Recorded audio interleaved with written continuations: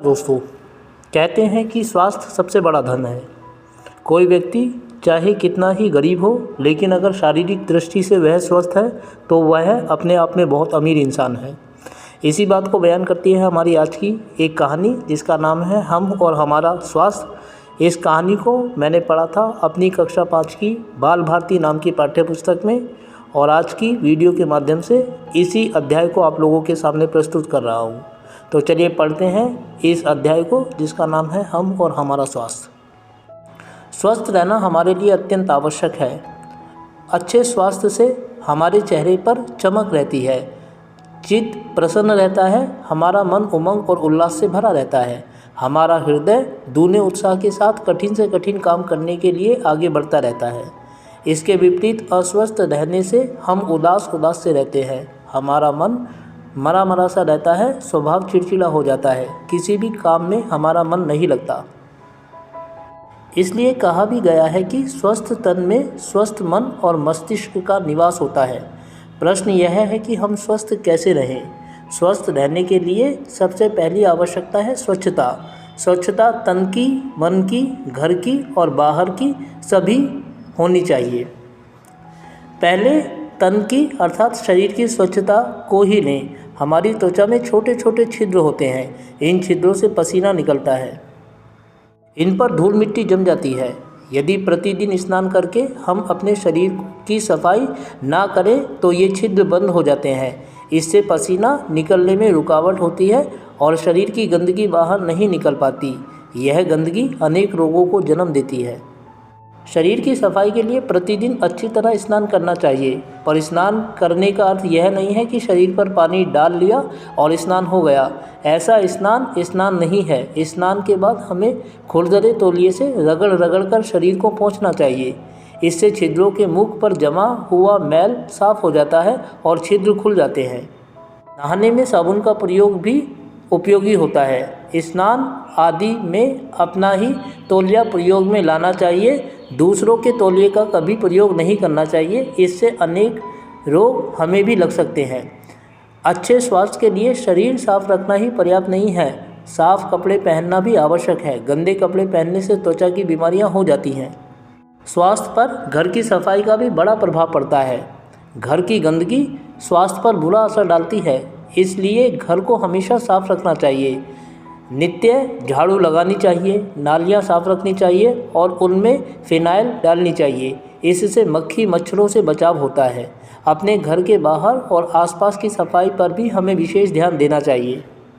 कूड़ा करकट ढक्कन बंद डिब्बे में डालना चाहिए। गड्ढों में पानी इकट्ठा नहीं होने देना चाहिए।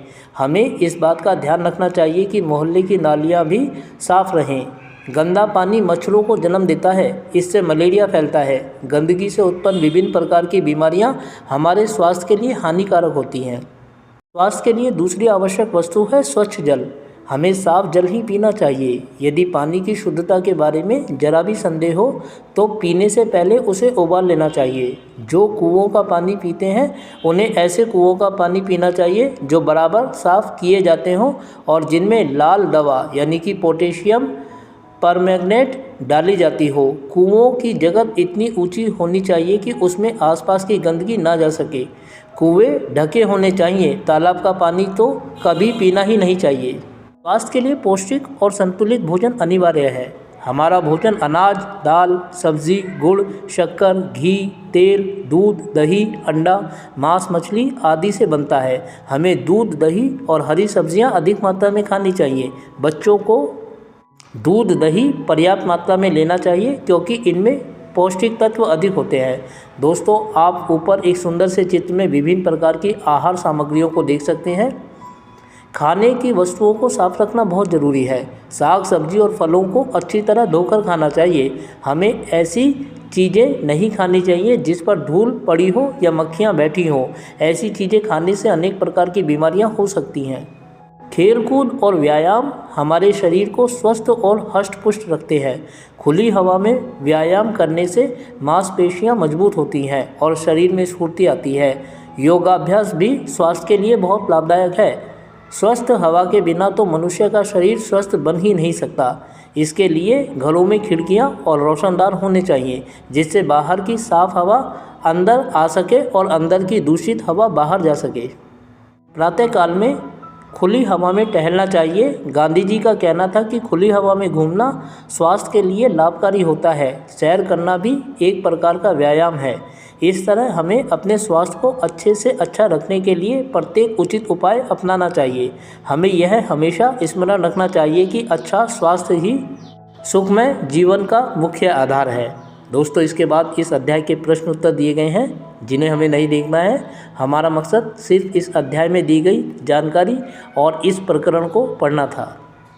तो दोस्तों, ये था एक छोटा सा अध्याय, हम और हमारा स्वास्थ्य। उम्मीद करता हूँ कि आप लोगों को यह वीडियो अच्छी लगी होगी और साथ ही आपसे अनुरोध करता हूँ कि यदि वीडियो अच्छी लगी तो वीडियो को लाइक और चैनल को सब्सक्राइब जरूर करें।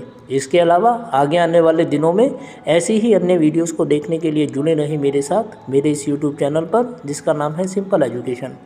फिलहाल आप लोगों से विदा लेता हूँ इस वादे के साथ कि बहुत जल्दी ऐसी ही एक ज्ञानवर्धक वीडियो लेकर आपके सामने उपस्थित होऊंगा।